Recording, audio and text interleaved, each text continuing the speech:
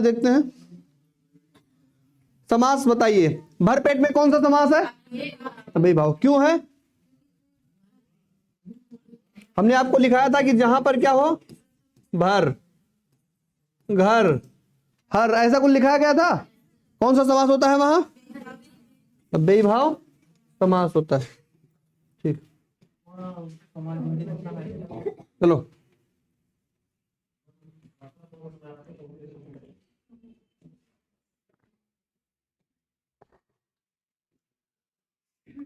एक दिन बैठे बैठे यह बात अपने ध्यान में चढ़ी कि कोई कहानी ऐसी कहिए जिसमें हिंदवी छुट और किसी बोली का पुट न मिले। पंक्ति किस लेखक की है? कोई बता सकता है किस लेखक की पंक्ति है ये? मुंशी इंसाअल्लाह खां है। कौन सी है? मुंशी इंसाअल्लाह खां।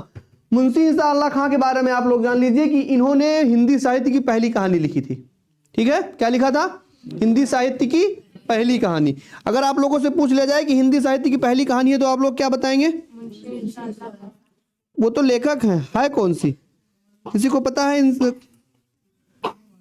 मुंशी इंसाअल्लाह खां की पहली कहानी कौन सी है? कोई बता सकता है? तो इसका नाम है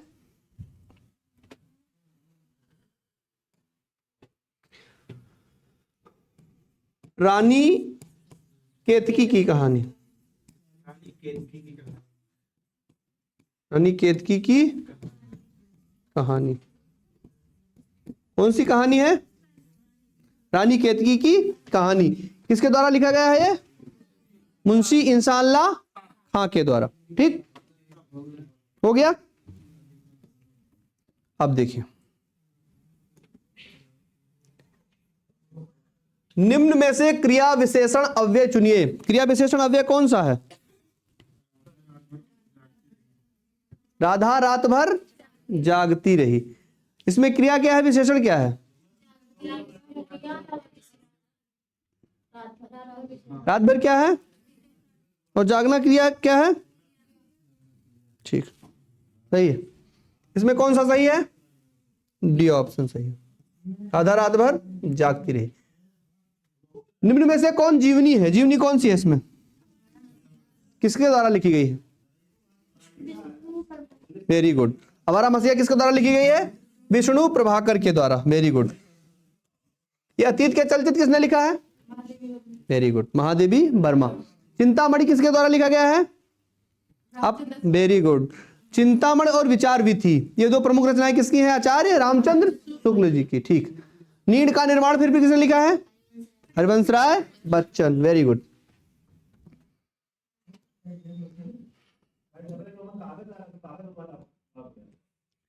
अब इसमें से देखिए, ये बिल्कुल जैसा आपके सामने है, यूपी पुलिस में आप जब एग्जाम देंगे तो 4 से 5 प्रश्न ऐसे ही आएगा। आपको अपठित कथन को पढ़ने के बाद में उसी से रिलेटेड जो प्रश्न दिया रहेगा उसको पढ़कर आपको उत्तर देना है। ठीक है। क्वेश्चन नंबर कौन सा है? 43 से 45 तक पढ़ो सब पहले। इस संसार में धन ही सब कुछ नहीं है। धन की पूजा तो बहुत कम जगहों में होती है। संसार का इतिहास उठाकर देखिए और उदाहरण ढूंढ ढूंढ कर सामने रखिए तो आपको विदित हो जाएगा कि जिनकी हम उपासना करते हैं, जिसके लिए हम आंखें बिछाने तक को तैयार रहते हैं, जिसकी स्मृति तरोताजा रखने के लिए हम अनेक तरह के स्मारक चिन्ह बनाकर खड़े करते हैं, उन्हें रुपया कमाने में अपना समय नहीं बिताया था, बल्कि उन्होंने कुछ ऐसे काम किए थे जिसकी महत्ता हम रुपये से अधिक मूल्यवान समझते हैं। जिन लोगों के जीवन का उद्देश्य केवल रुपया बटोरना है, उनकी प्रतिष्ठा कम हुई है। अधिकांश अवस्थाओं में उन्हें किसी ने पूछा तक नहीं है। उन्होंने जन्म लिया, रुपया कमाया और परलोक की यात्रा की। किसी ने जाना तक नहीं कि वे कौन थे और कहां गए। मानव समाज स्वार्थी अवश्य है, पर वह स्वार्थ की उपासना करना नहीं जानता। अंत में वे ही पूजे जाते हैं जिन्होंने अपने जीवन को अर्पित करते समय सच्चे मनुष्यत्व का परिचय दिया है। अब आप लोगों ने इसे पढ़ लिया। अब इसको पढ़ने के साथ साथ इसमें से कितने प्रश्नों का उत्तर आपको देना है? 3 प्रश्नों का, 43, 44 और 45।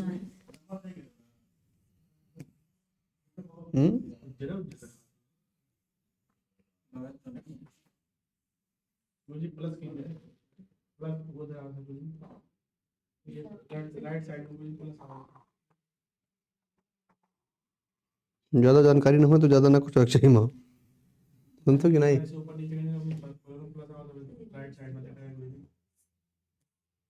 आएगा कभी मन करेगा तो। ये आएगा, इसी में आएगा।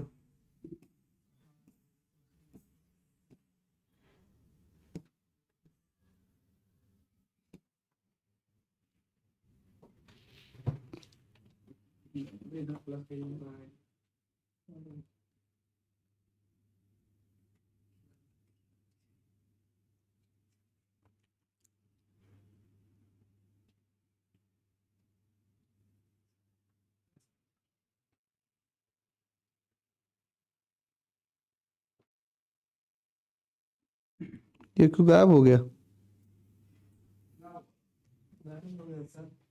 इसमें आगे वाला गायब हो गया सब। इसके आगे का तो वो केवल ब्लैंक आ रहा है, इसके ऊपर का जो चीज है वो सब ब्लैंक आ रहा है, गायब हो गया। इसके ऊपर जी अच्छा 42 के बाद 43 के बाद ये नीचे आएंगे। ये फोन में तो है, हर चीज हर जगह है, इसमें पता नहीं क्यों नहीं आ रहा है। क्लोज करके फिर से खोलो, दोबारा बोले। देख रहे हैं, और सब तो है, बस यहीं से गायब हो जा रहा है। सपोर्ट नहीं कर रहा है, क्या है? नहीं सपोर्ट कर रहा, तुम क्लोज करके फिर से खोलो, बंद कर दो, फिर से खोलो।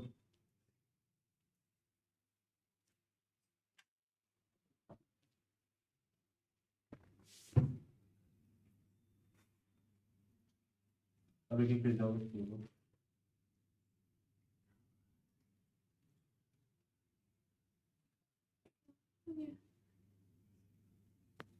आ रहा है ना? ठीक ठीक।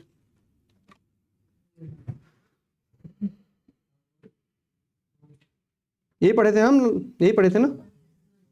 देखिए, गद्यांश का उचित शीर्षक क्या है? धन की लोलुपता, धन की महत्ता, या फिर तीसरा क्या है, धन और मनुष्यता, या मनुष्यता का महत्व। अभी आप लोगों ने सामने पढ़ा, इसमें तो किसी को उत्तर देने की जरूरत नहीं, अब आप लोग खुद दे सकते हैं उत्तर।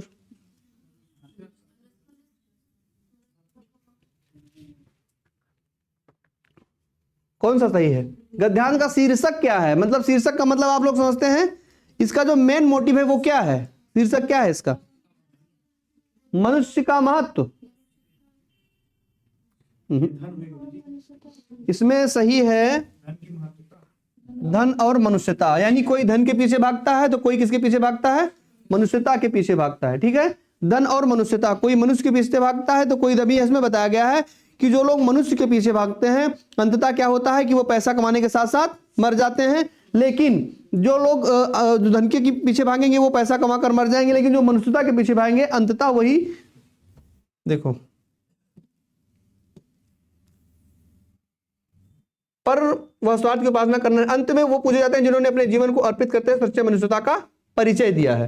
तो एक तो धन वाले हो गए, दूसरे क्या हो गए? मनुष्यता वाले हो गए। तो इसका शीर्षक क्या रहेगा हमारा? धन और मनुष्यता। ठीक, धन और मनुष्यता कौन सा सही रहेगा? उपर्युक्त गंधांश के अनुसार संसार में किस तरह के मनुष्य की पूजा की जाती है? जो धनार्जन एवं त्याग दोनों करता है, जो पैसे को कल्याणकारी कार्यों में लगाता है, जो मानवता को सेवा में लगा रहता है, जो सच्चे मनुष्यत्व के लिए कार्य करता है। आप लोग बताइए कौन सा सही रहेगा? जी नहीं, इसमें डी सही रहेगा, जो सच्चे मनुष्य के लिए कार्य करता है, यानी जो सच्चा मनुष्य। ये देखिए, यही गड़बड़ होता है, आपके सामने ऑप्शन रहने के बाद भी आप सही नहीं कर पाएंगे। इतना भी इजी नहीं जितना आप लोग समझ रहे हैं। जब आप बहुत बिल्कुल मेमोरी अपनी सही करके जब पढ़ेंगे तब इसमें समझ में आएगा कि क्या कह रहा है। ठीक है,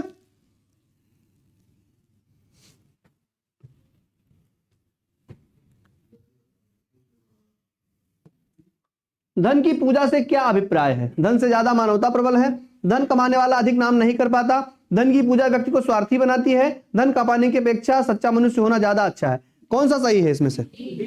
45 में कौन सही है?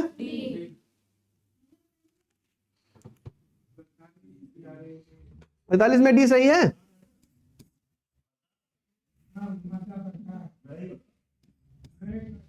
अब बताओ, बी सही है। हाँ, बी सही है। धन कमाने वाला अधिक नाम नहीं कर पाता। अभी आपने पढ़ा है कि जो धन कमाएगा वो एक सीमित अवस्था तक ही रहेगा, धन कमाएगा, अर्जन करेगा और एक दिन क्या होगा? मर जाएगा। लेकिन जो मनुष्यता के लिए जीता है वो अंततः क्या कमाता है? मनुष्यत्व कमाता है। ठीक है, अब आ गया समझ में? तीनों आप लोगों ने देखा। अच्छा ईमानदारी से बताइए इसमें से तीनों का उत्तर कौन दे, कोई दे पाया तीनों में आप लोगों में से? यही समस्या, वहां कम से कम 5 प्रश्न का उत्तर इसी तरह से देना होगा। अपठित गद्यांश आएगा, उसमें पढ़ के आपको उत्तर देना रहेगा, लेकिन सामने पढ़ने के बाद भी आप कंफ्यूजन में आ जाएंगे कि इनमें से कौन, क्योंकि चारों ऑप्शन एक ही तरह का लगेगा, कौन लगाएं कौन ना लगाएं। ऐसा तो है नहीं 3 अलग रहेगा, एक अलग आप टिक मार के चले आएंगे।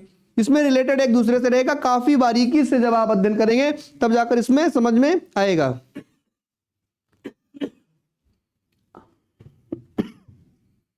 इसमें कौन सा सही है? अभ्यस्त, अभ्यस्त, अभ्यस्त और अभ्यस्त कौन सही है? कौन सा है?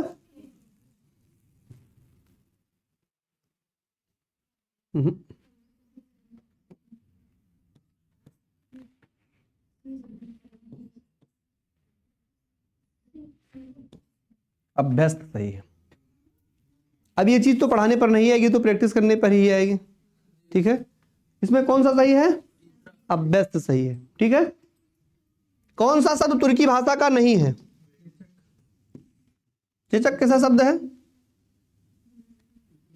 तुर्की भाषा का कौन सा शब्द नहीं है?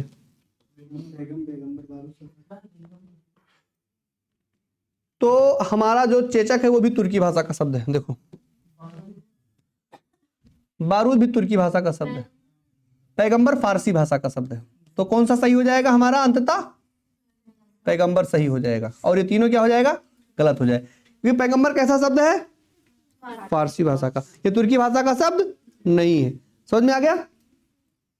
जिसको समझ में ना आए वो पूछ सकता है। उपवाक्य पहचानिए, उपवाक्य।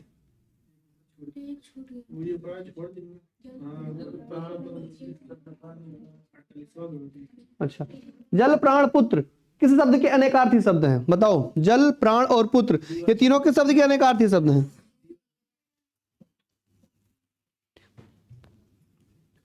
जल, प्राण और पुत्र। जल ही जीवन है, प्राण का मतलब क्या है? जीवन है, और व्यक्ति अपने पुत्र को भी क्या मानता है? जीवन मानता है। तो कौन सा सही हो जाएगा इसमें? जीवन से। ठीक है, अब इसमें उपवाक्य पहचानना है। उपवाक्य पहचानना है। वह आदमी जो कल आया था आज भी आया है। संज्ञा उपवाक्य है, विशेषण उपवाक्य है, क्रिया विशेषण उपवाक्य है, या क्रिया उपवाक्य है? वह आदमी जो कल आया था, यह वह किसके लिए प्रयोग होता है? वह आदमी जो कल आया था आज भी आएगा, यानी कल जो आ चुका था वो आज भी आएगा। इसमें कोई, इसमें हमें विशेषता मिल रही है कि नहीं मिल रही है? यानी वो कल भी आया था वो आज भी आएगा। ठीक है, तो इसमें कौन सा सही हो जाएगा हमारा? आपको हिंट देने के बाद ही समझ नहीं आ रहा है? कोई विशेषता है? वो कल आया था वो आज भी आया, विशेषता नहीं है उसकी। कौन सा होगा फिर? नो, विशेषण उपवाक्य होगा। कौन सा उपवाक्य होगा? विशेष। आप लोग परेशान ना होइए, विशेषण का और सर्वनाम का, वो क्रिया का, तीनों का मैं हैंड रिटन नोट आपको ग्रुप में दे दूंगा।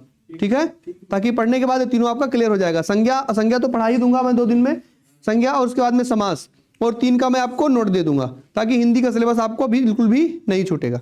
ठीक है, आपको डाउट बिल्कुल नहीं करना है। तो वह आदमी जो कल आया था आज भी आया है। कल क्या था? अच्छा सर, जब आप विशेषण पढ़ेंगे तो उसमें भी विशेषण के कई भेद हैं, तो आपको पता चल जाएगा कि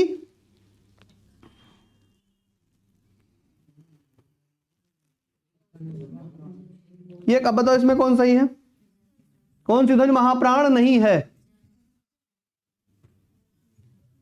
जा महाप्राण नहीं है?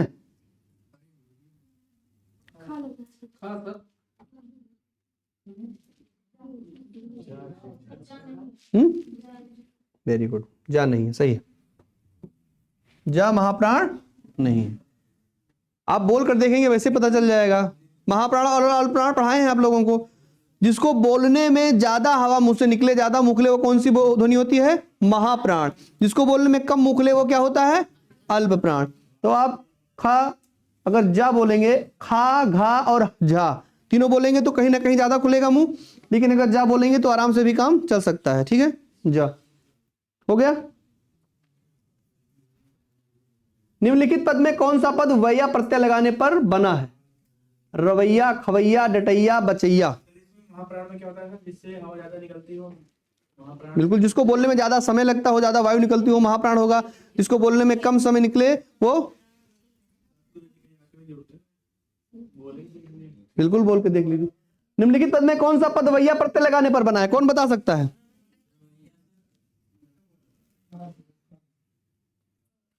देखिए, प्रत्यय और उपसर्ग ये दोनों आपको अपने दिमाग से करना। मैं आपको एक ट्रिक बता दे रहा हूं। जैसे आपने संधि में देखा था कि जब कोई सार्थक शब्द आता है तब संधि का निर्माण होता है, ठीक, जब कोई दो सार्थक शब्द आ जाए। उसी तरह से हम प्रत्यय और उपसर्ग में भी देखेंगे, जब कोई सार्थक शब्द आएगा तब हम ये निश्चित करेंगे। हेलो भाई साहब, कहाँ देख रहे हो? आपको ही देखेंगे। अरे बगल वाले, हमें क्या देखोगे? हम हेमा मालिनी, हम यहां देखो। कौन सा प्रत्यय लगाने पर? वैया प्रत्यय लगाने पर। आपको मैं ये बता रहा हूं कि कोई सार्थक शब्द जब आए तभी भी उसमें प्रत्यय लग सकता है। अब फालतू के नाम में प्रत्यय, हम जैसे हमारा नाम विकास है, उसमें ABCD कुछ भी लगा दो तो प्रत्यय थोड़ी बनेगा। वी अलग करो, कास अलग करो तो अलग अलग नाम हो जाएगा। प्रत्यय का मतलब क्या है? नाम के बाद में जिसको लगाने के बाद में उसका अर्थ परिवर्तित हो जाता है, उसको प्रत्यय कहते हैं। और उपसर्ग क्या है? नाम के पहले लगाने, उप मतलब पहले, नाम के पहले लगा देने से अगर शब्द परिवर्तन हो जाए तो उसको क्या बोलेंगे? उपसर्ग बोलेंगे। अब प्रत्यय इसमें देखो क्या है 51 में, कि निम्नलिखित पद में कौन सा पद वैया प्रत्यय लगाने पर बना है। अगर रव अलग कर दें तो रब कोई निकलेगा? रब कोई मतलब निकलेगा? रब नहीं, रव। रब तो मानो वो फारसी और उर्दू शब्द हो गया। रब को याद करूं, एक फरियाद करूं। रब तो भगवान का मतलब अलग हो गया। लेकिन अगर रव करें तो कोई निकलेगा? डट कोई निकलेगा। लेकिन अगर खवैया में खाओ और अय्या दोनों अलग कर दें तो खाओ का मतलब क्या होता है? खाना। और वैया प्रत्यय लगाने से हमारा क्या बन जाएगा? खवैया। तो कौन सा सही है? खवैया प्रत्यय, ठीक। खा में अगर वैया लगा देंगे तो सामान्य हो जाएगा। खा का मतलब आप सब लोग समझते हैं क्या होता है, ठीक है? खा का मतलब खाना ही होता है। और अगर इसमें वैया प्रत्यय लगा देंगे तो क्या हो जाएगा? खवैया हो जाएगा। क्लियर हो गया? कोई डाउट हो तो पूछ लिया करिए। निम्न में एक देवता का पर्यायवाची नहीं है, कौन भी देवता पर्यायवाची इसमें नहीं है?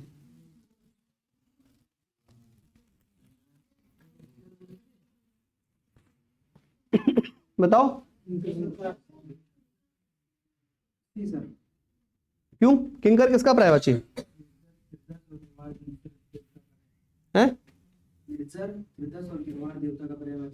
किंकर का मतलब होता है सेवक, ठीक है, इसलिए ये नहीं है। आप लोग ये भी जानिए कि क्यों नहीं है। किंकर का मतलब क्या होता है? सेवक। इसलिए पर्यायवाची क्यों नहीं है पता लगा? क्योंकि किंकर का क्या मतलब होता है? सेवक। साकेत महाकाव्य के रचयिता कौन है? अच्छा जी, मैथिली शरण गुप्त हैं। जयशंकर प्रसाद ने कामायनी महाकाव्य की रचना की थी। किसकी? कामायनी। तो इसने कौन है? मैथिली शरण गुप्त। अब इसमें आप लोगों को बताना है गौचरित में कौन सी संधि है। इसको उसी दिन बताए हैं अभी। अगर अभी भी आपको डाउट हो जाए तो गड़बड़ ही है, क्योंकि इसमें बीच में क्या आ रहा है? सा आ रहा है। आपको बिना देखे डाउट से मार देना है। जो भी आपको पढ़ा दिया उसमें तो आपको डाउट नहीं होना चाहिए मेरे हिसाब से। गौचरित मतलब इसमें कौन सी संधि रहेगी? गौचरित। ये किस संधि का पार्ट है? विसर्ग संधि। Very good.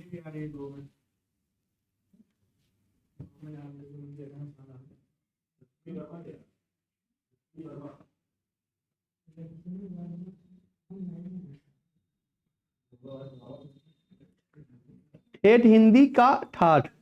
क्या है? ठेठ हिंदी का ठाठ। किसकी रचना है ये?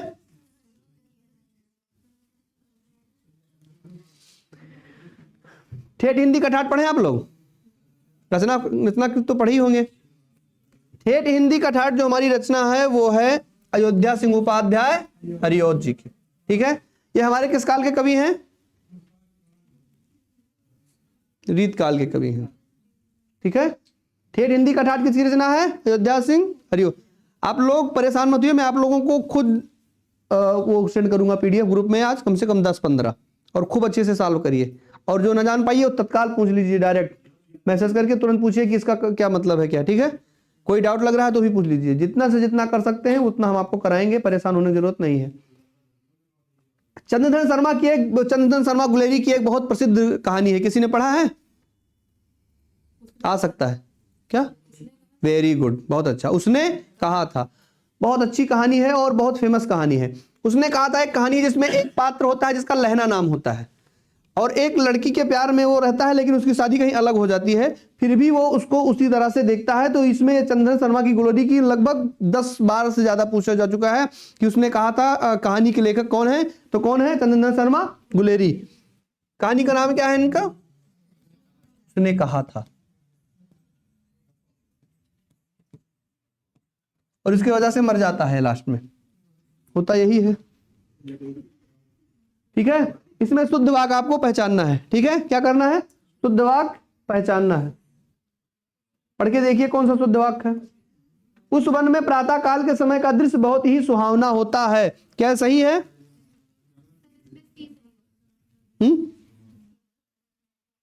उस वन में प्रातः काल का दृश्य बहुत ही सुहावना होता है। उस वन में प्रातः काल का दृश्य बहुत ही सुहावना होता था। उस वन में प्रातः काल के समय का दृश्य बहुत ही सुहावना होता था। उस वन में सुबह के समय का दृश्य बहुत ही, हाँ, तो इसमें कौन सा सही हो जाएगा? इसमें सी सही होगा। उस समय में प्रातः काल का दृश्य बहुत ही सुहावना होता था। कौन सा सही हो जाएगा? सी सही हो जाएगा। Very good. किस शब्द में उपसर्ग नहीं है? अब आप लोग बताइए, क्या लग रहा है कि जिसमें उपसर्ग नहीं है? देखो मैं आपको क्लियर करके बता रहा हूं। देखो देखो देखो, अप अलग कर देंगे तो वाद प्रत्यय हो गया। अगर अप और वाद को अलग अलग करेंगे तो अलग अलग हो जाएगा। अप अलग हो गया और वाद अलग हो गया। ठीक, प्रा अलग हो गया और भाव अलग हो गया। प्रा का मतलब प्रादुर्भाव और भा का मतलब भाव। भाव को हम दो शब्दों में प्रयोग करते हैं। पराजय में तो आपको पता ही है, परा अलग हो गया और जय अलग हो गया। तो हमारा कौन सा बच रहा है? ओढ़ना। ओढ़ना में हमारा क्या नहीं है? उपसर्ग नहीं है। Very good. ओढ़ना में क्या नहीं है? उपसर्ग नहीं है। परा में जय, तो जय उपसर्ग ही तो है। परा, परा का मतलब क्या होता है? प्राचीन, पुराना, और जय का मतलब ये उपसर्ग ही तो आपका। परा आपका उपसर्ग है और जय आपका मूल शब्द है। उपसर्ग पहले लगता है और इसमें अप हो गया उपसर्ग, इसमें परा उपसर्ग हो गया, मतलब ये बच रहा है ना अंत में, और इसमें परा उपसर्ग हो गया, लेकिन ओ कोई उपसर्ग नहीं है। अड़ाना कोई होता है? अड़ाना, अड़ाना का कोई मतलब निकलेगा? अड़ाना का कोई, अगर ओ अलग कर दें तो अड़ाना का कोई मतलब निकलेगा? नहीं निकलेगा ना। तो इसलिए हमारा क्या हो गया? अब इसमें बताओ निम्नलिखित में से स्त्रीलिंग शब्द कौन सा है? हैं? अंतरी। आप एक ट्रिक मैं आपको बता रहा हूं, जीवन में फेल नहीं होगी। क्या कौन सा सही है? चलिए हम बोले। अब आप लोग, अगर आपको स्त्रीलिंग या पुल्लिंग अगर अंतर स्पष्ट करना है तो आप अपने मन में है था और थी लगाकर देख सकते हैं। ठीक है, अहिंसा थी आएगा? स्त्रीलिंग के लिए सर था और थी। पढ़ लीजिए, बोल लीजिए, तब बताएं।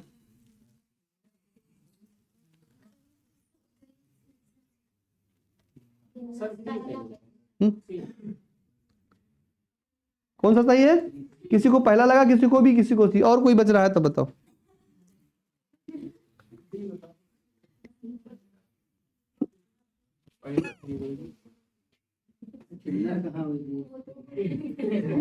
अच्छा देखो, अगर होता है होती ही लगाएंगे। जैसे जैसे इसमें हम आपको दिखा रहे हैं, जैसे अगर इसमें लिखा है क्या? किन्नर। अगर आपसे कोई कहे कि किन्नर होती ही ऐसे है, तो कि किन्नर होता ही ऐसे है, कौन सही है? किन्नर होता ही ऐसे है ना, किन्नर होता ही ऐसे है, तो पहले ही कट गया। ठीक, अंतरी का मतलब आप लोगों को पता नहीं होगा। ठीक है, संतरी सुने हैं? संतरी किसको कहते हैं? संतरी संतरा को नहीं कहते। जो राज दरबार के सामने लोग खड़े होते हैं उनको संतरी कहते हैं। तो वास्तविकता है कि पुल्लिंग ही होंगे। हाँ हाँ। और अपरिग्रह का मतलब क्या होता है? परिग्रह से हमारा अपरिग्रह शब्द निकला है, तो ये हमारा ये पुल्लिंग होता है। तो इसमें बचा क्या? हिंसा। अहिंसा चीज ही ऐसी है। सही बट बैठ गया। अगर कोई कहे अहिंसा चीज ही ऐसा है तो आएगा। अगर कोई कह रहा है कि अहिंसा चीज ही ऐसा है, बोलने में गड़बड़ लग रहा है, लेकिन अगर कोई कहे कि अहिंसा चीज ही ऐसी है तो आ गया। आप लोग खुद कंक्लूजन करके मन में, आप अगर सटीक बैठ रहा है तो सही है, आपका मन गवाही नहीं दे रहा तो नहीं सही है। तो उसमें सही ऑप्शन क्या हो जाएगा? अहिंसा। ठीक है। रत्नावली दोहा संग्रह किसके द्वारा किया गया है? ठीक, रत्नावली कौन थी? रत्नावली साहब उनको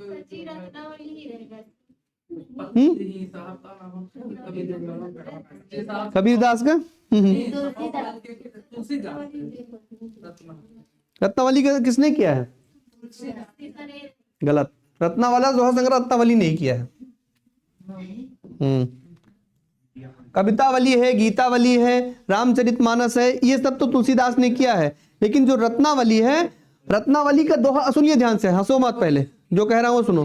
रत्नावली का अगर दोहा संग्रह करने की बात आएगी तो वो खुद रत्नावली ने किया है। लेकिन यदि रत्नावली नाटक लिखने की बात आएगी तो पता है कि ना रत्नावली, नागानंद और प्रियदर्शिका, ये तीन किसने लिखा है पता है? हमारे बहुत, मतलब उत्तर भारत के या हमारे भारत के सबसे अंतिम महान सम्राट थे, उनका नाम था हर्षवर्धन। ठीक है। नागानंद, प्रियदर्शिका और रत्नावली, ये नाटक किसने लिखा है? हर्षवर्धन ने। लेकिन अगर रत्नावली दोहा संग्रह की बात आई तो वो किसने लिखा है? रत्नावली ने।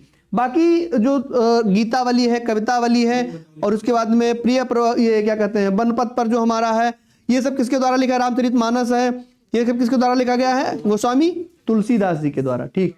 अब आपने 60 बताइए, लिंग बताइए इसमें। मनगढ़ंत, मन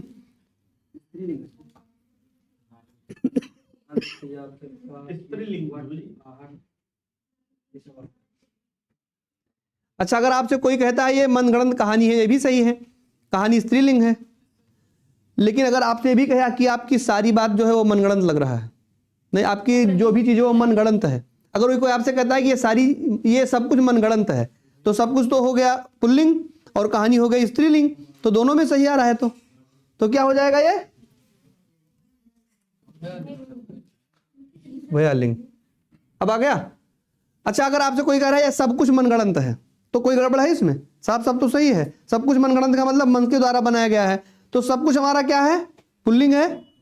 लेकिन ये एक मनगढ़ंत कहानी है, तो कहानी क्या है? स्त्रीलिंग है। तो पुल्लिंग और स्त्रीलिंग दोनों में आ गया, तो इसका मतलब ये क्या है? भयलिंग है। ठीक। पहले दिन इसलिए प्रेशर पड़ रहा है, 1-2 दिन आप लोग भी सॉल्व करेंगे खुद, तब समझ में आने लगेगा। और एक चीज और है, अगर हिंदी ने सिलेक्शन दिलाया तो केवल हिंदी ने ही दिलाया है जिसको दिलाया है। तो हिंदी जिसका सही है उसका सिलेक्शन पक्का है। 37 में से 32, 34, 35 अगर आप हिंदी करते हैं तो आप एवरेज में आ जाएंगे। क्योंकि आज तक जीएस में कोई 37 में से 20 से 22 से ज्यादा कोई नहीं कर पाया है। कोई कितना भी पढ़ लेगा जिंदगी में नहीं कर पाएगा। रीजनिंग का टाइम का इशू होता है, उसमें तो पक्का 10 पाँच छूट जाना है।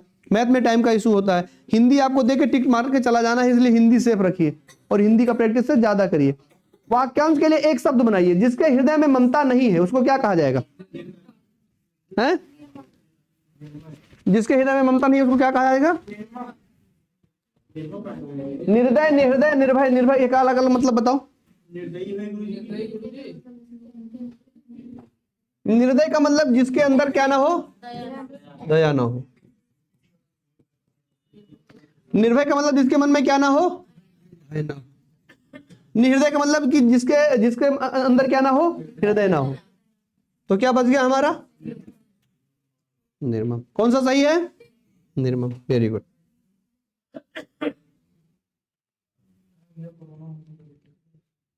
इस वाक्य में विराम चिन्ह का उचित प्रयोग नहीं है। आप लोग पढ़ने के बाद बताइए।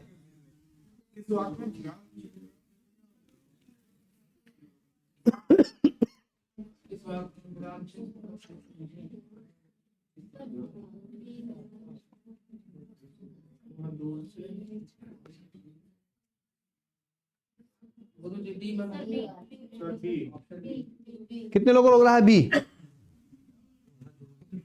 बी किसको लग रहा है? हाथ खड़ा करो। बी। अच्छा, बी और डी में दोनों। अच्छा, और किसी को लग रहा है इसके अलावा? है नहीं, एक है लगाओ, ऐसे दोनों में लगाए तो गड़बड़ हो जी। अक्के लगाओ। है बस आपको सबको बी लग रहा है? हैं?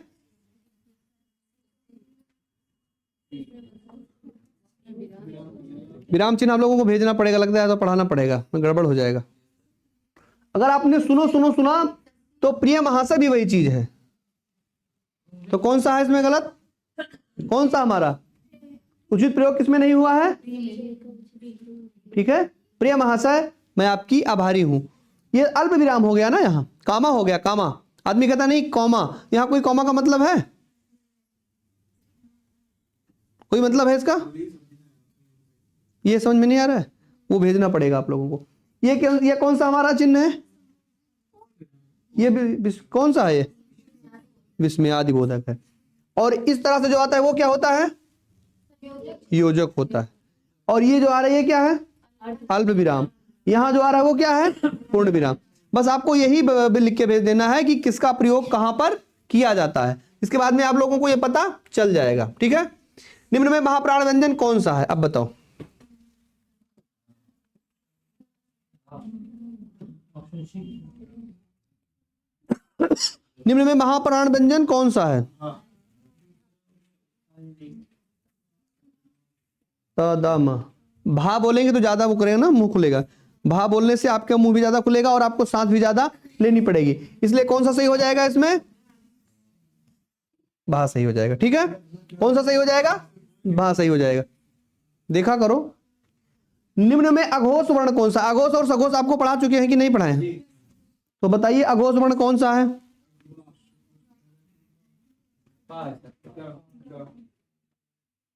आपको यह भी बताया गया है कि किसी वर्ण का जो हमारा प्रत्येक वर्ग का प्रथम और द्वितीय वर्ण होता है वह क्या होता है? अघोष होता है। तो पा हमारा पहला है, पहला है ना। पा और फा दोनों क्या है? अघोष है। पा फा दोनों क्या है? अघोष है। और बाभामा क्या है? सघोष है। तो हमारा अघोष कौन सा हो जाएगा? पा हो जाएगा। Very good. निम्न में कंठ वर्ण कौन सा है? कंठ का मतलब जो तो यहां से निकलता है। कंठ वर्ण कौन सा है?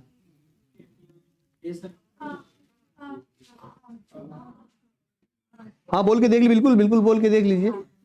वहां कोई गला, अरे अगर देखिए घड़ी पहन के नहीं जाना है, ब्रेसलेट पहन के नहीं जाना है, और कोई लेकिन गला लेके थोड़ी कोई रोकेगा, गला तो लेकर जाना ही है। तो बोल के तो देख ही सकते हैं ना वहां क्या आ रहा है, क्या आ रहा है। हाँ तो आ सही है। कंठवर्ण कौन सा है? आ। ठीक है, परेशान मत होना। 65 तक हो गया। किसी को डाउट है कोई तो बताओ, आ रहा है कुछ समझ में? निम्नलिखित में रूढ़ शब्द क्या है? ये भी आपको पढ़ाना पड़ेगा। रूढ़, यौगिक और योग रूढ़, ये 3 प्रकार का शब्द होता है। रूढ़ शब्द वो होते हैं जो सेम वही शब्द जिस प्रकार से लिखा होता है वही सब उसमें आ जाते हैं, उसमें कोई तोड़फोड़ ज्यादा नहीं किया जा सकता। उसको कौन सा शब्द कहा जाता है? क्या? हाँ वेरी गुड। नाक में कोई तोड़फोड़ नहीं किया जा सकता, इसलिए कौन सा शब्द है हमारा? दूध अलग हो जाएगा, वाला अलग हो जाएगा। ठीक है, तो ये यौगिक हो जाएगा। यानी यौगिक का मतलब होता है कि 2 शब्द के योगों से मिलकर बनता है, उसको क्या कहा जाता है? यौगिक कहा जाता है। और रूढ़ का मतलब जो, अब नाक अलग करेंगे तो ना और का से तो कुछ बनेगा नहीं, तो हमारा नाक क्या हो जाएगा? रूढ़ शब्द हो जाएगा। रत्नाकर का संधि विच्छेद क्या होगा बताइए? रत्नाकर,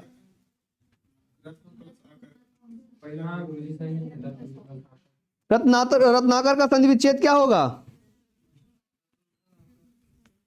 हाँ, रत्नों में आकर। सर रत्न प्लस आकार।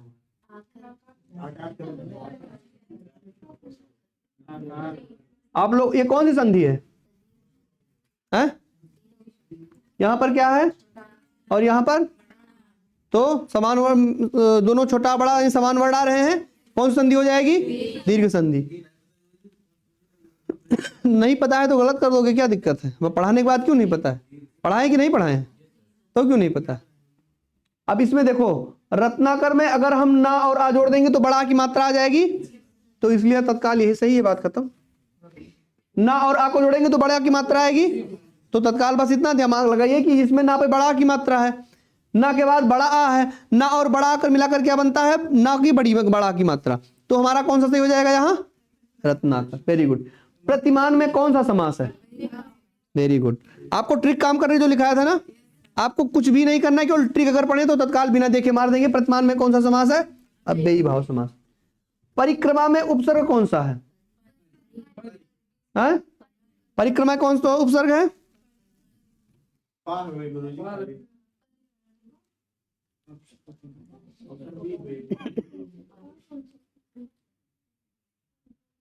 परिक्रमा में कौन सा उपसर्ग है बताओ?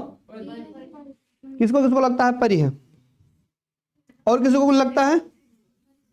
हैं? कौन सा उपसर्ग है? सही लग रहा है आप लोगों को, परि ही। ठीक है। भलाई में प्रत्यय कौन सा है? Very good. भला प्लस बड़ी ई तो क्या हो जाएगा? भलाई हो जाएगा। बहुत अच्छा। निम्न में कौन सा शब्द तत्सम है? तत्सम का मतलब क्या होता है? जो संस्कृत में मूल शब्द होते हैं उसी के समान जो हमें शब्द दे दिया जाता है उसको कौन सा शब्द कहा जाता है? तत्सम। तो निम्न में कौन सा तत्सम है?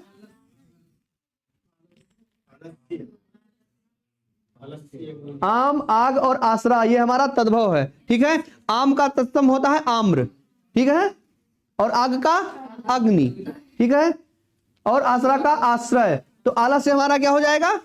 तत्सम शब्द हो जाएगा। Very good. ठीक है। इतना समझ में आ गया? कोई दिक्कत तो नहीं है?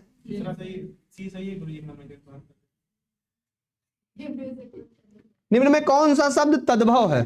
तद्भव का मतलब जो तद्भव मतलब जो हम लोग बोलचाल में प्रयुक्त करते हैं उसको तद्भव कहते हैं, और जो मूल संस्कृत का शब्द होता है उसको क्या कहा जाता है? तत्सम कहा जाता है। तो तद्भव कौन सा है हमारा? ज्ञान, चूर्ण, छिद्र और छत। कौन कौन सा है? क्योंकि छत का तत्सम क्या होता है? छत का तत्सम होता है छत्र। क्या? तो छत्र का तद्भव क्या हो जाएगा? छत। कौन सा सही है? ठीक। निम्न में कौन सा शब्द देशज है? देशज का मतलब अपने देहाती भाषा का। क्या आपको लग रहा है इसमें? 73। क्यों? फूल तो हर जगह होता है। फूल सामान्य शब्द है। अब आप बिहार में जाएंगे तो भी फूल को फूल ही कहा जाएगा, है? हाँ, खिड़की को कोई दरवाजा बोलता है, कोई सहन, कुछ मतलब अपने अपने जगह का अलग अलग है। तो खिड़की हमारा क्या है? देशज शब्द है। ठीक है। क्या है? क्या हुआ? निम्न में विदेशी शब्द कौन सा है? बताओ विदेशी कौन सा है? उष्ट है, अमीर है, प्रिय है या भक्त है? कौन सा विदेशी है? उष्ट का मतलब क्या होता है?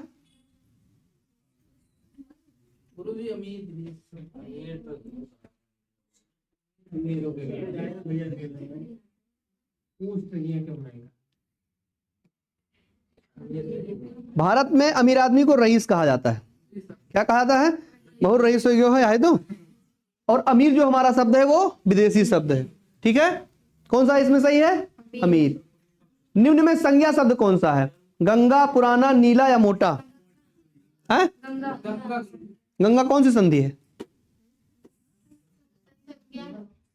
हाँ, कौन सा संज्ञा, कौन सी संज्ञा है? संज्ञा 5 प्रकार की होती है। एक तो व्यक्तिवाचक संज्ञा हो गई, एक जातिवाचक संज्ञा, एक समूहवाचक संज्ञा, एक द्रव्यवाचक संज्ञा और एक परिमाणवाचक संज्ञा। वही भाव है। सबसे पहले व्यक्तिवाचक, दूसरी कौन सी? जातिवाचक, तीसरी कौन सी? भाववाचक, चौथी परिमाणवाचक और छठवीं समूहवाचक। 5 होती है मुख्य। तो अगर ये देखिए ध्यान से समझिए, गंगा और नदी, अगर देखो अगर एक तरफ गंगा लिखा है और दूसरी तरफ नदी लिखा है, बताइए इसमें कौन कौन सी संज्ञा है? नदी में जातिवाचक है। क्यों? नदी की एक अपनी जाति होती है। नदी के अंतर्गत गंगा, यमुना, बैतरणी, घाघरा, घग्गर, काली, शारदा, गंडक, कोसी, रामगंगा, बाणगंगा बहुत आएंगी। ठीक है। लेकिन गंगा एक व्यक्तिगत नदी है तो इसलिए इसमें कौन सी संज्ञा है? व्यक्तिवाचक। तो निम्न में संज्ञा शब्द कौन सा है? गंगा। पुराना क्या है हमारा? ये विशेषण है। क्या है? विशेषण। नीला क्या है? ये भी विशेषण। और मोटा क्या है? ये भी विशेषण। ठीक है। ये तीनों क्या है? विशेषण है। गंगा क्या है? संज्ञा। Very good.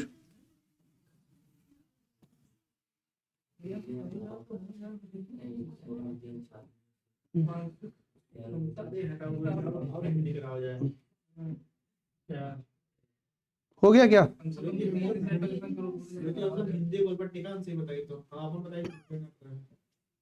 हो गया इतने में? क्या एक प्रैक्टिस सेट हो गया कंप्लीट? टाइम भी तो हो गया होगा। 2:45 का टाइम होता है, 3 बजे तो भी टाइम नहीं हुआ। अरे हम तो रात भर करें, आप लोग बैठेंगे?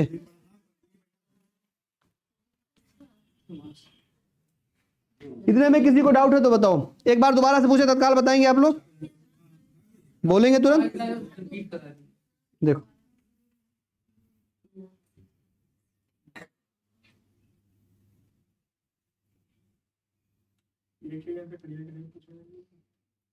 चलो, इसमें समास में भरपेट में कौन सा समास है? बेई भाव, वेरी गुड। एक दिन बैठे बैठे ये मानो ठीक है, कौन सा इसमें सही है? इनकी कहानी कौन सी है? हिंदी की कौन सी कहानी है ये? प्रथम कहानी, ठीक। निम्नलिखित में से क्रिया विशेषण अव्यय कौन सा है? राधा रात भर जागती रही, ठीक है। इसमें क्रिया क्या है और विशेषण क्या है? रात भर, यानी वो इसकी विशेषता है, उसकी ये विशेषता है कि वो रात भर क्या करती रही? जागती रही। तो जागना क्रिया हो गया और रात भर क्या हो गया? विशेषण हो गया, क्योंकि ये सब कोई रात भर नहीं जाग सकता, बहुत कम ही लोग जागेंगे, तो उनकी विशेषता होती है, ठीक। निम्न में से कौन सी जीवनी है? किसके द्वारा लिखा गया है?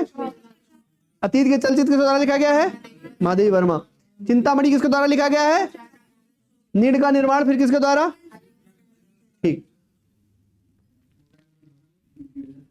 गद्यांश का उचित शीर्षक क्या है आपका? धन और मनुष्यता। उपर्युक्त गद्यांश के अनुसार संसार में किस तरह के मनुष्य की पूजा होती है? जो सच्चे मनुष्य के लिए कार्य करता है, यानी डी, ठीक है। धन की पूजा से क्या अभिप्राय है? इसमें धन कमाने वाला अधिक नाम नहीं कर पाता, ये सही है। अभी आप लोग डी बोल रहे हैं, फिर इसमें बी सही है। कौन सा सही है? बी। शुद्ध शब्द पहचानिए, कौन सा है? अभ्यस्त। कौन सा शब्द तुर्की भाषा का नहीं है? पैगंबर। ये कहाँ, ये कैसा है? फारसी, ठीक है। जल प्राण पुत्र किस शब्द के नकारार्थी शब्द है? जीवन। उपवाक्य कौन सा है इसमें? वो आदमी जो कल आया था आज भी आया है, यानी वो कल भी आया और वो आज भी आया, उसकी क्या है? विशेषता है। तो कौन सा है इसमें? विशेषण उपवाक्य। कौन सी ध्वनि महाप्राण नहीं है? जा, आप लोग धीरे से भी बोल सकते हैं। निम्नलिखित पद में कौन सा पद वैया प्रत्यय लगाने पर बनेगा? तो हवैया। निम्न में एक देवता का पर्यायवाची नहीं है। किंकर। किंकर किसका पर्यायवाची है? सेवक का, वेरी गुड। साकेत महाकाव्य के रचयिता कौन है? विभीषण। गौचरती का संविच्छेद क्या होगा? Very good. ठेठ हिंदी का ठाठ किसकी रचना है? अशुद्ध शुद्ध वाक्य पहचानिए, कौन सा है इसमें? उस वन में प्रातः काल का दिन सुहावना होता। हाँ क्या? अब आप जैसे याद कर पाए, इससे नहीं मतलब। किस शब्द में उपसर्ग नहीं है? ओढ़ना, क्योंकि डना कोई शब्द नहीं होता, इसलिए उसमें उपसर्ग नहीं माना जाएगा। निम्नलिखित में से स्त्रीलिंग शब्द कौन सा है? अहिंसा, वेरी गुड। रत्नावली दोहा संग्रह किसके द्वारा किया गया है? रत्नावली, ठीक है। चलो सुनो, तुलसीदास की कम से कम 4 रचना का नाम बताओ, कौन बता सकता है? बताओ 4 रचना।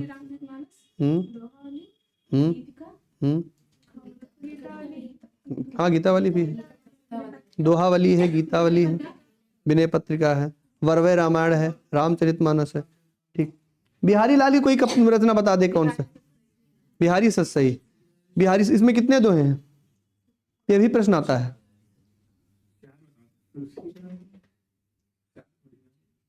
बिहारी के बारे में कहा गया था कि सत सैया के दोहरे और नाविक के तीर, और देखने में छोटन लगे घाव करें गंभीर। इनकी रचना है बिहारी सतसई।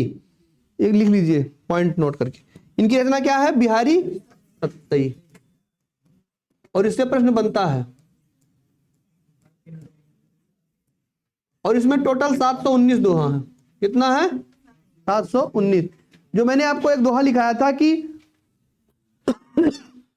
एक बार जब राजा जय सिंह शादी करके आए थे और वो राजकार्य में लुप्त हो गए थे, तो क्या दोहा लिखकर भेजा गया था? नहीं पराग नहीं मधुरमई, नहीं विकास यही काल, और अली हली हीसों बंधो आगे कवन हवाल। इसमें कौन सा अलंकार था? यानी जब से भंवरा, आप अपनी बात बोले भी ना, कहने वाला समझ भी जाए। आप डायरेक्टली नहीं बोलेंगे, आप परोक्ष रूप से बोलेंगे, लेकिन समझने वाले को समझ में जाएगा कि कहना क्या चाहता है। कौन सा अलंकार होता है यहाँ? अन्योक्ति अलंकार, ठीक है। तो जब ये दोहा किसके द्वारा बोला गया था? बिहारी जी के द्वारा। किसको? जय सिंह को बोला गया था। तो जय सिंह इतना प्रभावित हुए थे, इतना खुश हुए थे इस दोहे से, कि उन्होंने कहा था बिहारी जी से कि आप अब एक पुस्तक की रचना करिए और आप जितना दोहा लिखेंगे उसमें 1 सोने की मुद्रा मैं आपको प्रत्येक दोहे पर दूंगा। ठीक, तो उन्होंने कितना 719 का एक ग्रंथ लिखा जिसका क्या नाम रखा गया, बिहारी सतसई। इसमें कितने दोहे हैं, 719। वो अलग बात है कि उनको पैसा नहीं मिला, उन्होंने लालच में आके लिख दिया लेकिन पैसा नहीं पाए, लेकिन उन्होंने 719 का। तो इसी बिहारी सतसई की वजह से क्या कहा जाता है, अभी आप लोगों ने सुना होगा सतसैया के दोहरे, इसी बिहारी सतसई को लेकर कहा जाता है सतसैया के दोहरे अरु नाविक के तीर, देखन में छोटन लगे घाव करे गंभीर। नाविक का मतलब क्या होता है, नाविक का मतलब ये होता है, नाविक किसको कहा जाता है, यात्रा करने वाले नाव को, उसका तीर छोटा सा ही होता है लेकिन जिसको मार देगा वो तत्काल, चाहे मछली के ऊपर, चाहे मगरमच्छ के ऊपर, चाहे आदमी के ऊपर, तत्काल अपना काम कर देगा। और बिहारी जी का जो दोहा है, एक का वो कहा गया था लोगों था कि सूर सूर्य तुलसी शशि और उडगन केशव दास और अब के कग खगोतसम जहां करत प्रकाश। यानी सूर्यदास की तुलना किससे की गई है, सूर्य, सूर्य जो सूर्यदास के काव्य हैं वो सूर्य की तरह प्रचलित हैं, ज्वलंत हैं। और सूर सूर तुलसी शशि, तुलसीदास की तुलना किससे की गई है, चंद्रमा से, क्योंकि उनके काव्य चंद्रमा की तरह क्या है, शीतल हैं। और उडगन केशवदास, उडगन का मतलब क्या होता है, उडगन का मतलब क्या होता है, तारा। ठीक, तो तारा की तुलना किससे की गई है, केशवदास से। रामचंद्रिका आप लोगों ने देखा, रामचंद्रिका की रचना केशवदास ने ही किया था, हालांकि वो उसमें भी रामचरितमानस की तरह रामचरितमानस के बारे में बताया गया है और राम जी के चरित्र के बारे में बताया गया है, लेकिन उसमें कुछ ऐसी त्रुटियां हैं जिसकी वजह से तुलसीदास जी के रामचरितमानस से और केशवदास की रामचंद्रिका में बहुत बड़ा अंतर स्पष्ट है। उसमें एक गलती ये भी स्पष्ट आई है कि रामचंद्रिका में भगवान श्री राम अपनी माता को विधवा धर्म के बारे में बता रहे हैं। अब कोई बेटा तो ऐसा नहीं होगा कि अपनी माता को विधवा धर्म के बारे में बताएगा, आपको क्या करना चाहिए, ये सब ऐसा है कोई ऐसा, तो इसकी वजह से उसको ग्रास थोड़ा नीचे गिर गया।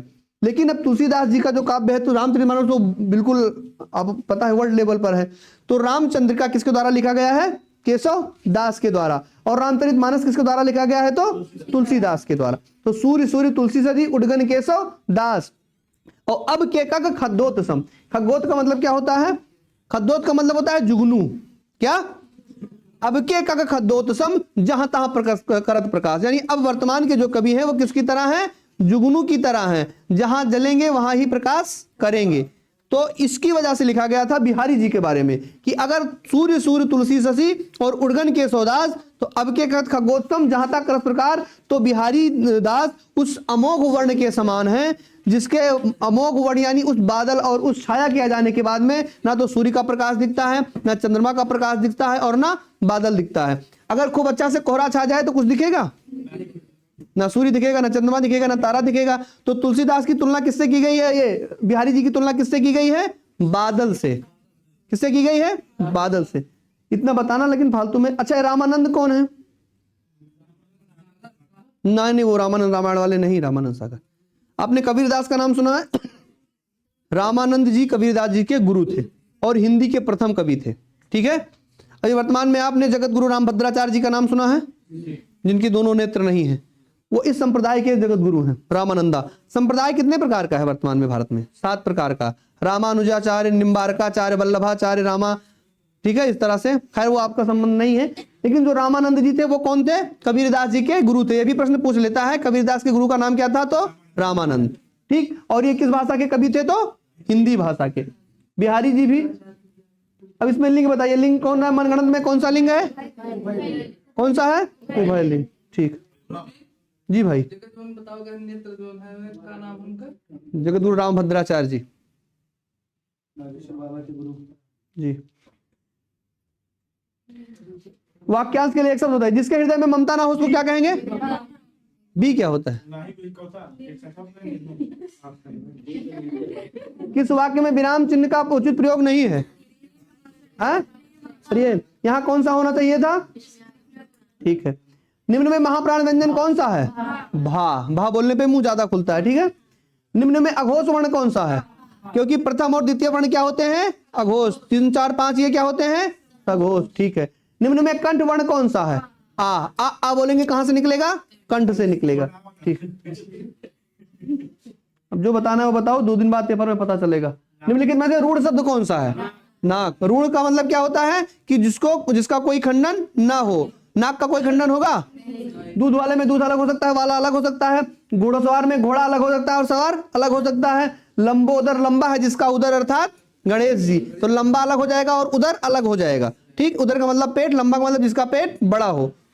तो लेकिन नाक में ना और का अलग करेंगे कोई अर्थ निकलेगा उसका, तो नाक हमारा क्या हो जाएगा, रूढ़ शब्द हो जाएगा। रत्नाकर का संधि विच्छेद क्या होगा, रत्न प्लस आकर, क्योंकि ना और आ को मिलाएंगे तो बड़ा ना हो जाएगा। क्या दिख रहा है ना, नहीं दिख रहा है? रत्नाकर का संधि विच्छेद क्या होगा, रत्न प्लस आकर, क्योंकि अगर ना और आ मिलाएंगे तो ना ही तो होगा, यह आना ही आएगा।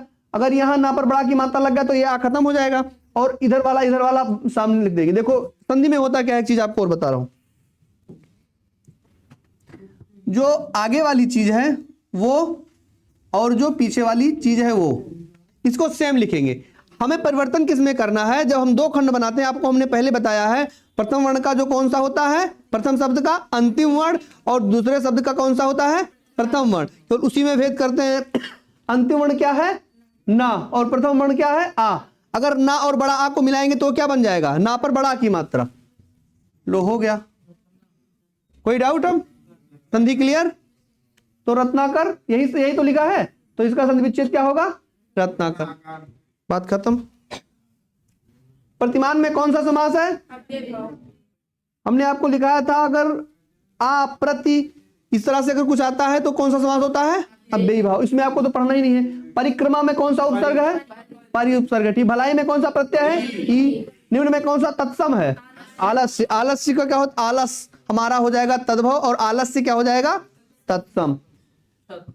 निम्न में कौन सा शब्द तद्भव है, छत का तत्सम क्या होता है, छत्र, ठीक।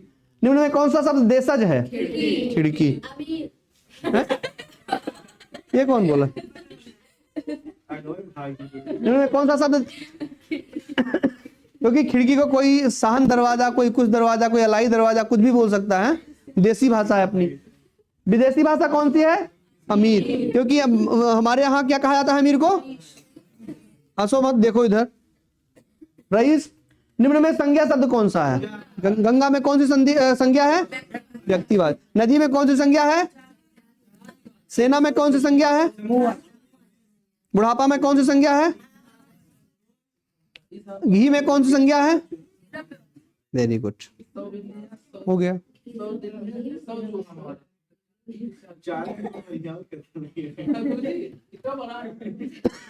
ठीक है,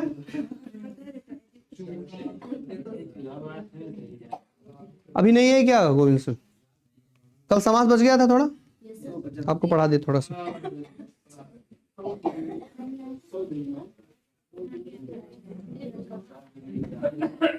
आ जाएंगे तो ठीक है, नहीं आएंगे तो कोई बात।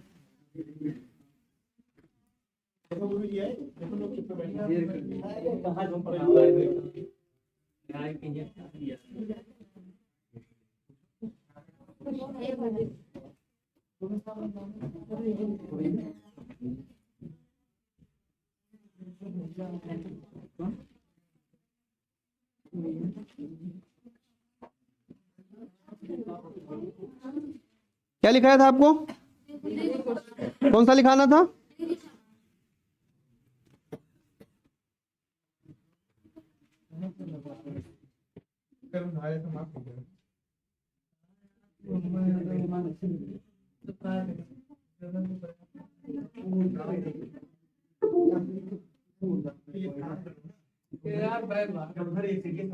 बोलो मत, कम बोलो। क्या पढ़ना है, कौन सा समास,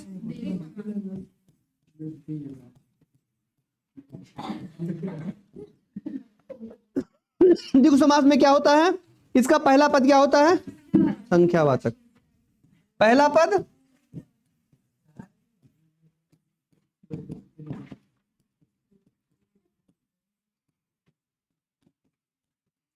क्या होता है, संख्यावाचक होता है। इसमें तो कुछ है नहीं, जिसमें पहले संख्या आ जाए वही क्या है, द्विगु है। बस इतना सो, जिसमें पहले संख्या आ जाए वो क्या है, जैसे है त्रिपाठी, तो तीनों पाठों को जानने वाला, ठीक। तीन संख्या ही तो है, आ गया। चौराहा, चार रास्तों का समूह, संख्या ही तो है। तिराहा, तीन रास्तों का समूह। पंचवटी, पांच वनों का तट, तो क्या हो जाएगा, जिसमें पहले शब्द आ जाए 1 2 3 4 5 6, वो कौन सा है हमारा, द्विगु समास। इसमें टाइम वेस्ट करने से कोई मतलब नहीं है, हो गया। अब इसके बाद हम स्क्रॉल कर रहे हैं। उसके बाद हम फिर क्या पढ़ेंगे? चौथा द्वंद्व समास। कौन सा समास? द्वंद्व समास। अब द्वंद्व समास में हमने आपको क्या लिखाया था? नहीं, द्वंद्व समास में कुछ लिखाया था आपको? दोनों पद प्रधान होते हैं।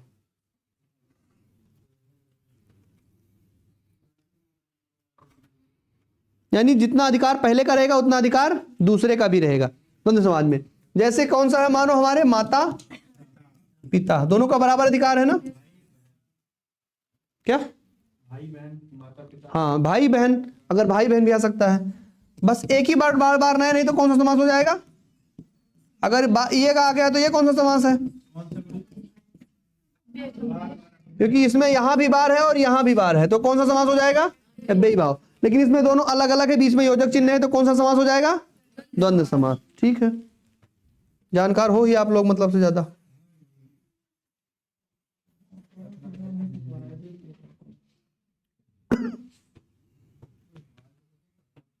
लेकिन एक चीज और है, थोड़ा डीपली आपको जाना पड़ेगा। ये द्वंद्व समास हमारा 3 प्रकार का होता है। कितने प्रकार का? 3 प्रकार का।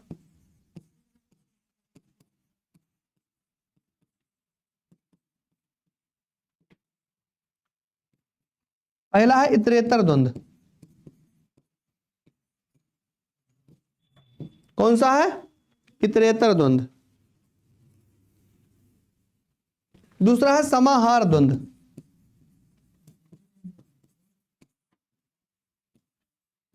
और तीसरा क्या है? विकल्पिक द्वंद्व। कौन सा?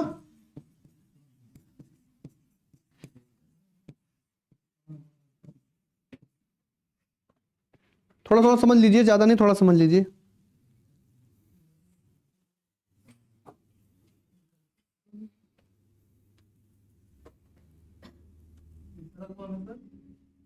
हाँ, विकल्पिक।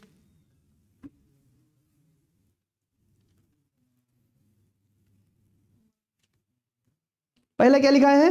इतरेतर द्वंद्व। इसमें क्या होता है देखो, समझ लो और लिख लेना, ज्यादा लिखने की जरूरत नहीं है।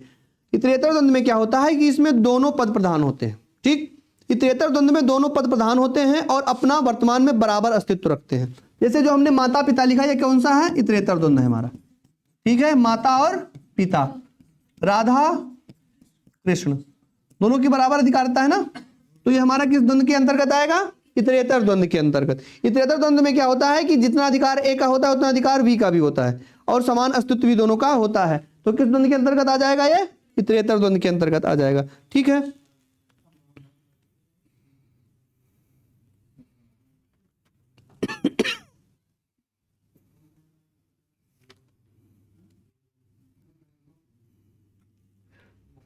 लिख लो।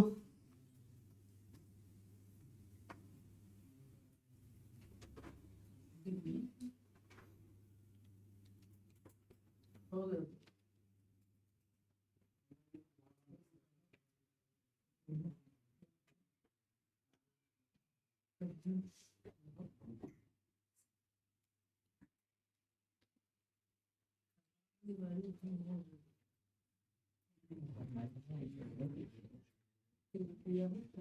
एक चीज और देखो, ध्यान से देखो, यहां हो गया। हम एक शब्द लिख रहे हैं, आप लोगों को बताना है इसमें कौन सा समास है। पंचवीस, कौन सा समास है इसमें? ओ कौन सा? हाँ, कौन सा समास है? कौन सा है? समाधान द्वंद्व। समाधान द्वंद्व क्या है? हमने पंचवीस लिखा, सामान्य रूप से बताइए इसमें कौन सा समास है? कौन सा समास?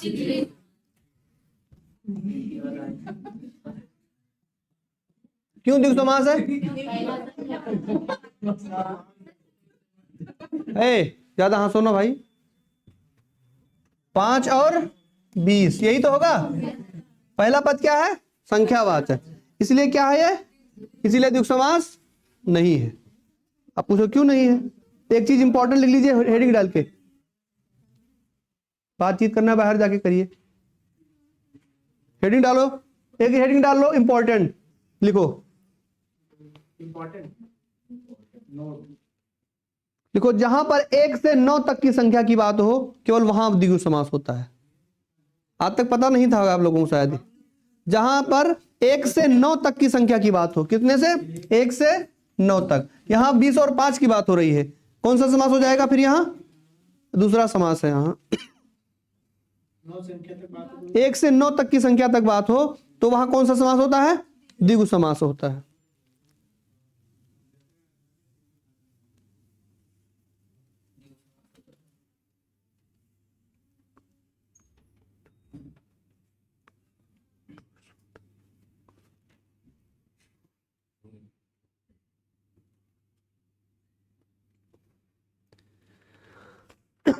ये आपको इसलिए लिखाने की जरूरत पड़ी कि जब आपने जैसे माता पिता पढ़ा, जैसे राधा कृष्ण पढ़ा, वैसे शब्द आता है 8 और 60।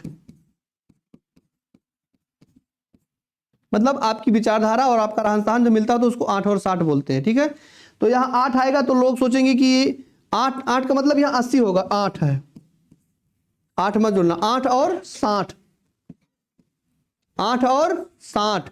तो 8 और 60 का मतलब क्या होता है? रहन सहन। लेकिन जब 1 से 9 तक केवल आएगा तो आपका कौन सा समास होगा? द्विगु समास। उसके ऊपर कुछ भी, जैसे पंच 20, 5 और 20 आया तो आपका द्विगु समास कभी भी नहीं होगा। किस में आ जाएगा? ये पंच अलग है, 20 बीच में योजक चिन्ह लगा है, फिर 20 लगा है, तो पंच 20 में कौन सा समास हो जाएगा हमारा? द्वंद्व समास हो जाएगा। आ गया समझ में कुछ? 1 से 9 तक जब आएगा केवल वर्णन तो आपको कौन सा समास के अंतर्गत आएगा? द्विगु समास के अंतर्गत। Very good.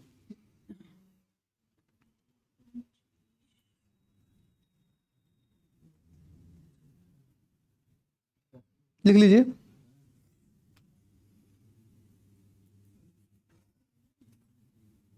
10 के ऊपर होगा सर दोनों समास। कहाँ तक? 100 तक? लक करोड़ अरब संग पदम जितना जाए, केवल 1 से 9 ध्यान रखिए, उसके बाद जो जाएगा वो सब दोनों समास। उतार लीजिए।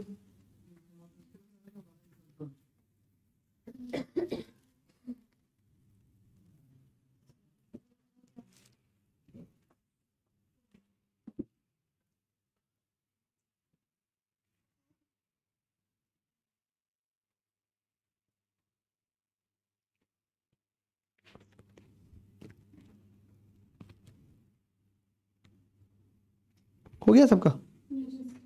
अभी लिख लिया। दूसरा हमारा कौन सा द्वंद्व है?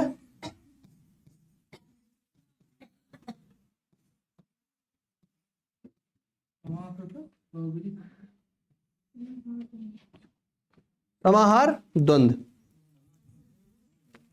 क्यों समाद्वंद नहीं है ये? क्या समाहारी तो है। द्वंद्व मतलब द्वंद्व है समास, लेकिन समाहार द्वंद्व समास बताए ना आप लोगों से हम।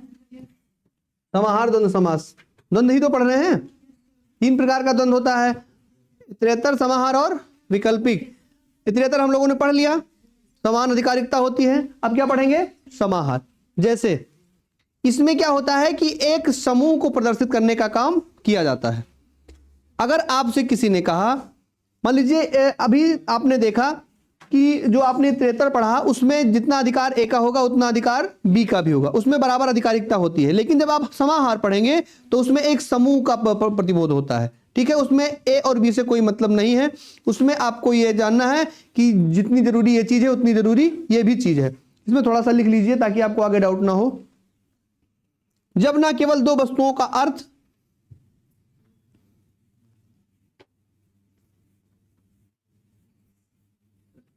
जब ना केवल 2 वस्तुओं का अर्थ जब ना केवल 2 वस्तुओं का अर्थ प्रस्तुत करने के लिए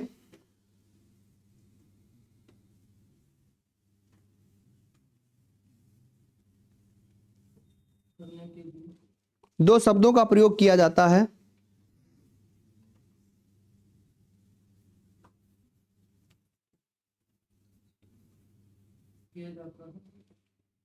बल्कि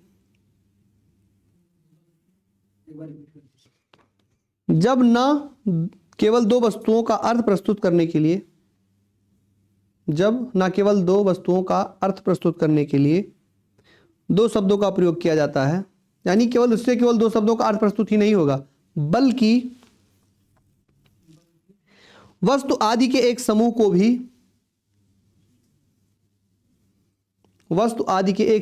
भी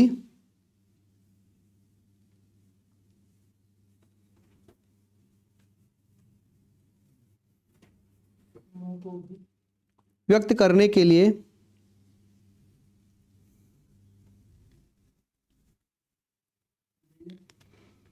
दो प्रतिनिधि शब्दों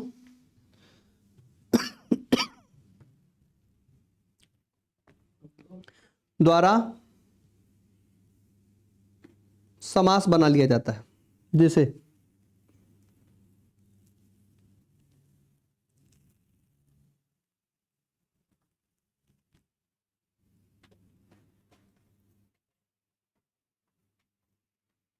अब मैं आपको एक उदाहरण दे रहा हूं अच्छे से। इसमें क्या कहा गया है कि केवल ऐसा नहीं होता है इसमें कि केवल जो हमने शब्द प्रयोग किया वो केवल वस्तुओं के अर्थ के रूप में प्रस्तुत है। एक प्रतिनिधि समूह का भी ये क्या करता है, ये जो वर्ण आएंगे एक प्रतिनिधि समूह का भी प्रतिनिधित्व करता है। जैसे आपने लिखा कि गरीब आदमी को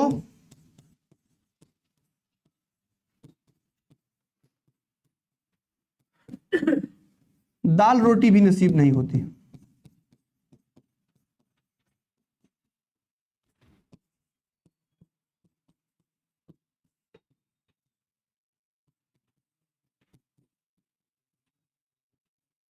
गरीब आदमी को क्या नसीब नहीं होता, दाल रोटी भी नसीब नहीं होती। ठीक है, अब इसमें दाल रोटी का मतलब क्या है, दाल रोटी का केवल अपना एक मतलब नहीं है। दाल रोटी का मतलब क्या है कि उसकी जरूरत की जितनी भी चीजें हैं उसको उपलब्ध नहीं हो पाती। तो केवल ये एक दाल रोटी को प्रस्तुत ना करते हुए एक समूह को भी प्रस्तुत करता है। दाल रोटी का मतलब यहां निकलेगा, दाल रोटी का मतलब यहां निकलेगा कि जो उसकी जरूरत की चीजें हैं जीवन जीने के लिए, जो जरूरत की चीजें हैं वो भी उसको नहीं मिल पा रही हैं।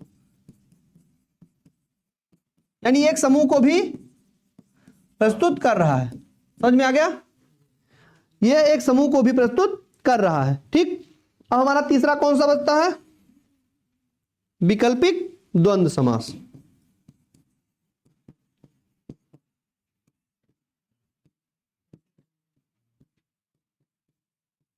विकल्पिक द्वंद्व समास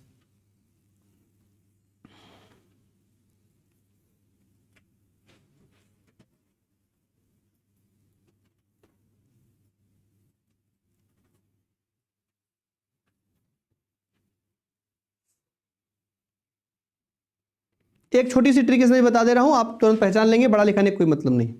विकल्पिक में आपको देखना है, आप जो योजक शब्द आएगा उसके बीच में अथवा लगा के देख लीजिए, निकल आएगा शब्द। क्या लगा के देखना है, अथवा। अथवा लगाकर आप देखेंगे तो वो तत्काल निकल आएगा। जैसे अगर राधा कृष्ण कहा गया तो राधा अथवा कृष्ण तो नहीं होगा, क्योंकि राधा का बराबर अधिकार है और कृष्ण का भी बराबर अधिकार है। यहां राधा और कृष्ण होगा, अथवा नहीं लगेगा ना। माता अथवा पिता, आपसे कोई कहे माता कुछ नहीं है पिता कुछ नहीं, तो अथवा तो नहीं लगाएंगे, आप बोलेंगे माता और पिता। दूसरा समाहार में हमने बता ही दिया कि इसमें एक समूह को व्यक्त किया जाता है। अब तीसरा जो बच रहा है उसमें आप अथवा लगाएंगे तो तत्काल आ जाएगा। जैसे आपने लिखा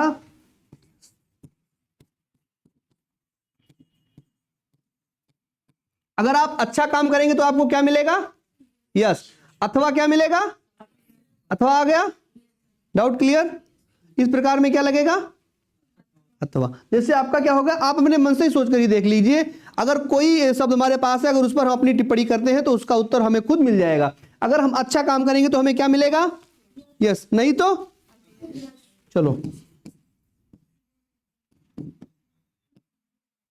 अगर हम अच्छी नौकरी कर सर्विस ले लेंगे तो हमें क्या मिलेगा, अथवा। क्लियर हो गया, कोई डाउट तो नहीं। अब दो हो गया, अब तीसरा देख लो।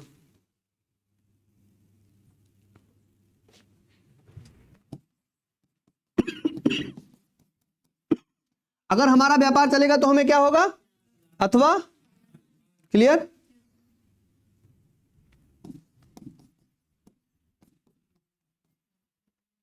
अगर हम स्वस्थ रहेंगे तो क्या कहलाएगा, अथवा क्या होगा। क्लियर, अब तो कोई डाउट नहीं है तीनों में। इतरेतर द्वंद्व, समाहार द्वंद्व और विकल्पिक द्वंद्व, द्वंद्व पूरी तरह से क्लियर हो गया आपका। और इसीलिए अब इसी टाइम वो बहुव्रीहि भी खत्म कर देते हैं। ठीक है,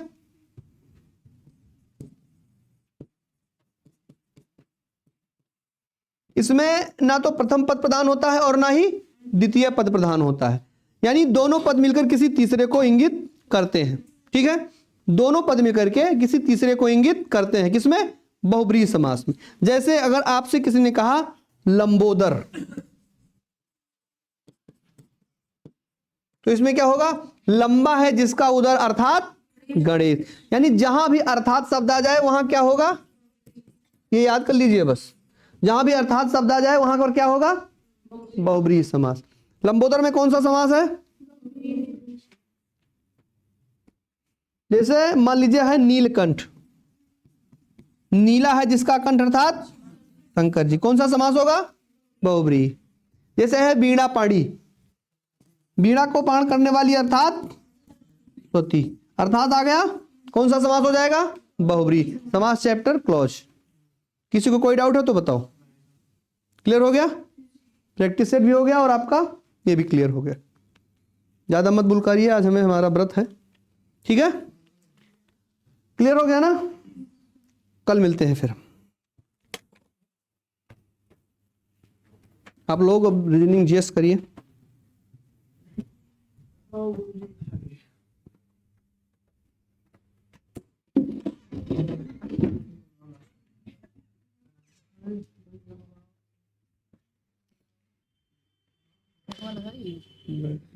कौन नहीं लगा प्रैक्टिस सेट तो होए लेकिन याद देखबे नहीं किया यार।